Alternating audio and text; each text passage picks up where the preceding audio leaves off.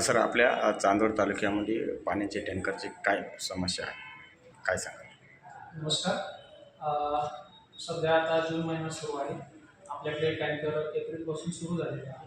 आपण चांदवड तालुक्यामध्ये ज्या ज्या टंचाईग्रस्त आपल्या ग्रामपंचायती आहेत तिथून वेळेत माहिती घेऊन आणि त्यांच्या डिमांडनुसार वेळेत प्रस्ताव मागून घेण्यात येतात आणि वेळेत त्यांचे प्रस्ताव मंजूर करून टँकर सुरू करण्यात येतात.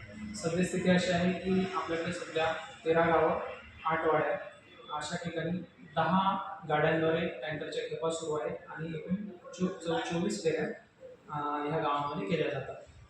सध्या आपल्याकडे MGBचा जो जलकुंभ आहे तिथून आणि नगरपालिकेच्या जलकुंभावरून पाण्याचे स्रोत या टँकरला उपलब्ध करून दिलेले आहेत आणि टँकरच्या फेऱ्या ह्या मुदतीत केल्या जातात.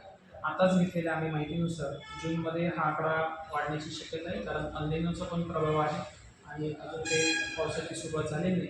परंतु जिथे जिथे आवश्यकता असेल तिथे टँकर पुरवण्यासाठी प्रशासन सज्ज आहे.